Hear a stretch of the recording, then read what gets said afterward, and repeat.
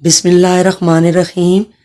جب حضرت آدم علیہ السلام آبیل کی مصیبت میں بے قرار رہتے تھے، تب اللہ پاک نے حضرت جبرائیل علیہ السلام کو ان کی تسلی کے لیے بھیجا۔ انہوں نے حضرت آدم علیہ السلام کو بحکم خداوندی بتایا، اللہ ان کو ایک فرزند عنایت کرے گا جس کی نسل سے پیغمبر پیدا ہوں گے، حضرت شیث علیہ السلام۔ چنانچہ آبیل کے مرنے کے 5 سال بعد حضرت آدم کے ہاں فرزند پیدا ہوا جس کا نام شیث رکھا۔ اس کا مطلب ہے اللہ کا دیا ہوا تحفہ۔ یہ نام رکھنے کی وجہ یہ ہے کہ آبیل کے مرنے کے 5 سال بعد اللہ پاک نے ان کو شیث عطا فرمایا۔ جب حضرت آدم علیہ السلام کی وفات کا وقت قریب آیا تو انہوں نے اپنے بیٹوں سے فرمایا کہ بیٹو، میرا جنت کے پھل کھانے کا جی چاہ رہا ہے۔ وہ تلاش کے لیے نکل گئے تو انہیں سامنے سے فرشتے آتے ہوئے ملے جن کے پاس حضرت آدم علیہ السلام کا کفن اور خوشبو تھی، اور ان کے پاس کلہاڑے اور ٹوکریاں بھی تھیں۔ انہوں نے کہا کہ آدم کے بیٹو، تمہیں کس چیز کی تلاش ہے؟ انہوں نے کہا، ہمارے والد بیمار ہیں اور جنت کے میوے کھانے کی خواہش رکھتے ہیں۔ فرشتوں نے کہا کہ واپس چلے جاؤ، تمہارے والد فوت ہونے والے ہیں۔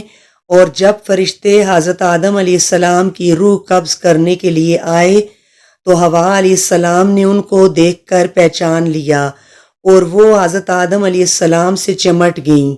حضرت آدم علیہ السلام نے فرمایا کہ مجھ سے الگ ہو جاؤ، پہلے بھی مجھے تمہارے ذریعے سے ہی مصیبت پہنچی تھی، مجھے میرے رب کے فرشتوں کا ساتھ دینے دو۔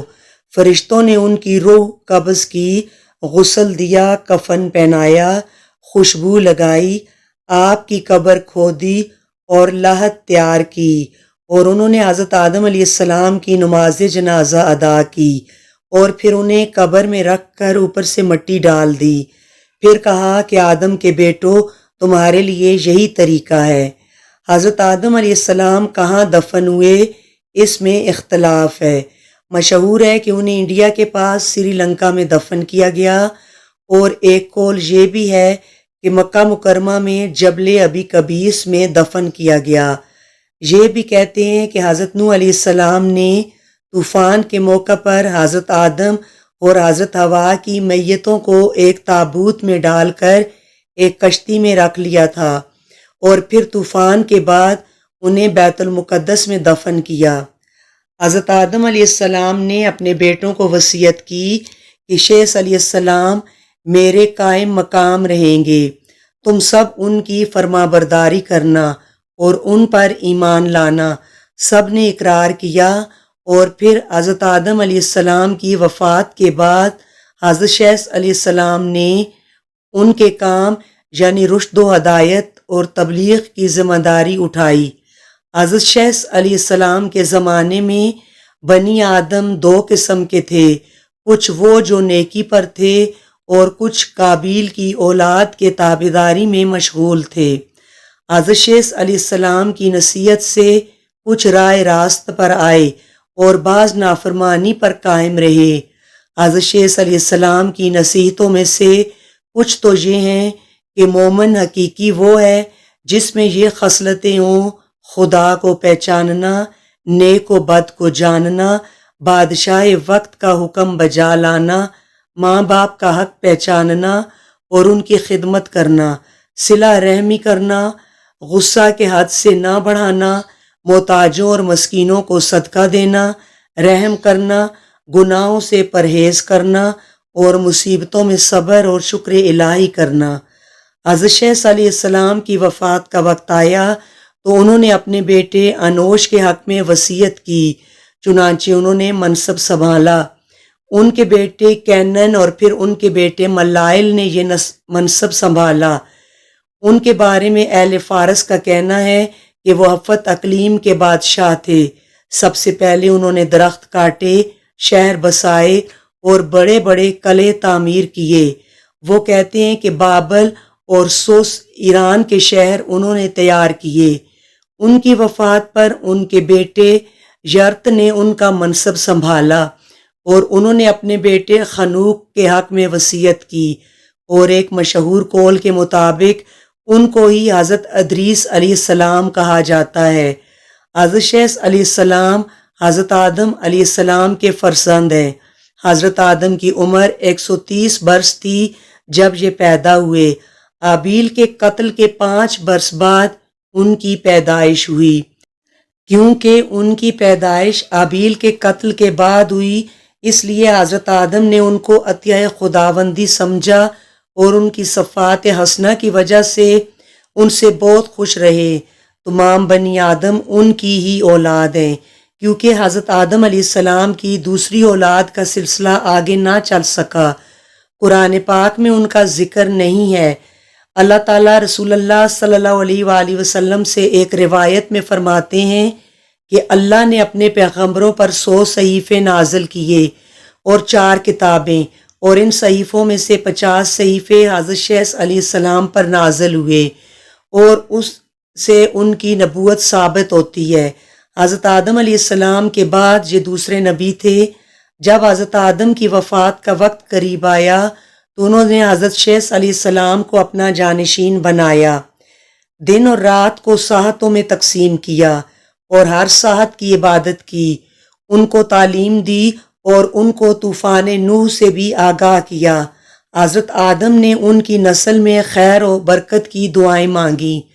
ہمارے پیارے نبی حضرت محمد صلی اللہ علیہ وسلم حضرت شیث علیہ السلام کی اولاد میں سے ہیں۔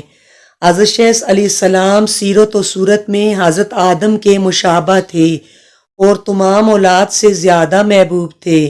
حضرت آدم علیہ السلام نے حضرت شیث علیہ السلام سے فرمایا کہ طوفان نوح کے زمانے کو پاؤ تو میری ہڈیوں کو کشتی میں رکھنا تاکہ وہ غرق ہونے سے محفوظ رہیں، یا اپنی اولاد کو یہ نصیحت کرنا۔ حضرت شیث علیہ السلام حضرت آدم سے احوال بہشت لذت کے ساتھ سنتے تھے اور آسمانی صحیفوں کا مضمون بھی دریافت کرتے تھے۔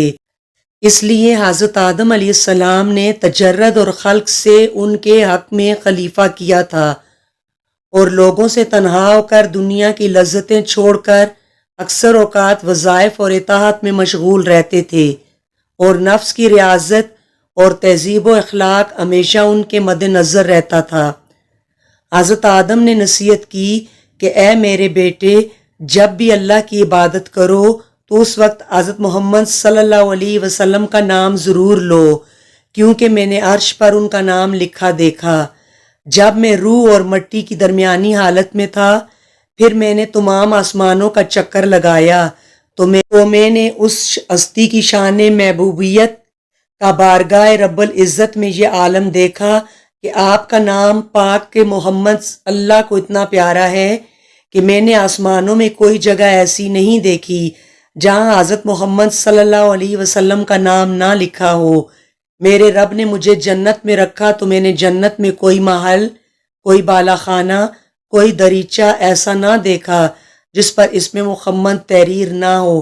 اے میرے بیٹے، میں نے یہ نام فرشتوں کی آنکھوں کی پتلیوں میں، شجر توبہ کے پتوں اور سدرۃ المنتہا پر لکھا دیکھا ہے۔ تم بھی کثرت کے ساتھ ان کا ذکر کیا کرو، کیونکہ فرشتے بھی ان کا ہر وقت ذکر کرتے رہتے ہیں۔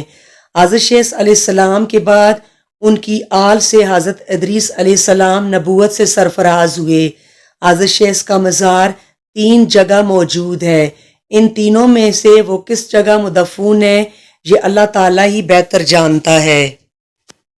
ایک مزار غزہ شام میں، دوسرا عراق کے شہر مسل میں، اور تیسرا ایودھیا میں واقع ہے۔ ناظرین کرام، آپ سے درخواست ہے کہ ویڈیو کو لائک ضرور کیا کریں، یہ آپ کی طرف سے ہماری حوصلہ افزائی ہے۔ چینل کو سبسکرائب ضرور کریں اور کمنٹ سیکشن میں اپنے کمنٹ کا اظہار ضرور کریں تاکہ آپ کے خیالات اور دلچسپی سے آگاہی ہو سکے۔ جزاک اللہ۔